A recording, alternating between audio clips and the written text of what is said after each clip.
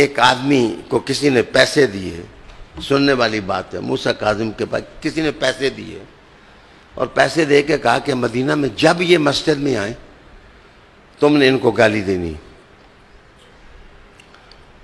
जिस वक्त इमाम मूसा काजिम के अकीदतमंदों को पता चला कि ये आदमी मुझे गाली गलौज करता है और लोग इसको कत्ल करने के लिए तैयार हो गए, तो एक दिन आपने अपने साथियों को कहा कि तुम एक तरफ बैठ जाओ, मुझे अकेला कहीं जाना है। आप अपने दराज गोश्त पर सवार हुए। दराज गोश्त ज़रा अदबी लफ्ज़ है, गद्दे पर सवार हुए।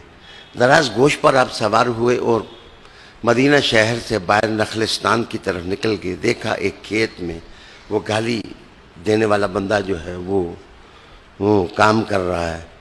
तो आप फ़कीराना हालत में थे और दराज गोश्त अपनी पीठ पर बंदे को सवार ही नहीं करता, वो धूल दब्बे का तोहफा भी देता है। और जिस वक्त आप गए तो खेत में उस आदमी ने आवाज़ दी कि मेरी खेत में बीज बोया हुआ है, तुमने ज़ाया कर दिया है, कैसे आगे। आप जाकर के पास उसके बैठे और हंसी मजाक की, कुछ खुशतबी की, ज़राफ़त की बात की।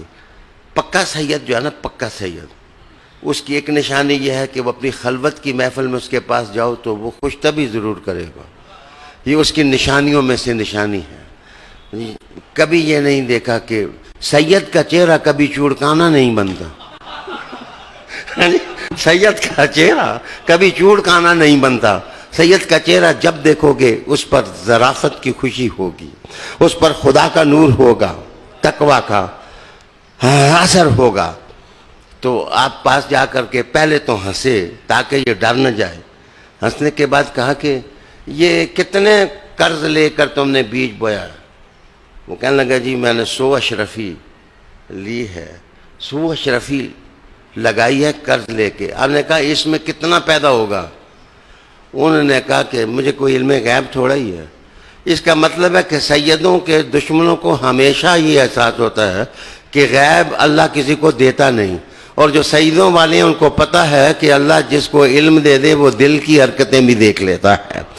हज़रत इमाम मूसा काज़िम पाक ने कहा अच्छा अंदाज़ा करके बता कि अगर फसल पैदा हुई तो कितने पैसे कमा लेगा। उन्होंने कहा जी मैं 100 अशरफी का मुझे अंदाज़ा है कि मैं इंशाल्लाह कमा लूँगा। 100 कर्जा ख़त्म हो जाएगा, 100 में बाल बच्चे के काम। आपने थैली निकाली। ये अरबों का एक मुहावरा मशहूर है, 300 की थैली। ये 300 की थैली ये इमाम मूसा काज़िम की मशहूर थी। जिसको देते थे 300 दिनार थैली में डाल के देते थे, कहते थे कि गरीब को इतना दे दो कि वो अमीर हो जाए और वो खुद दूसरों को देने के काबिल हो जाए। आपने 300 दिनार की थैली निकाली और थैली निकालने के बाद दे दी। और जिस वक्त वो लेने लगा तो कहने लगा आपका अता पता क्या है। आने का मस्जिद नबी में आना, मैं उधर मिल जाऊंगा।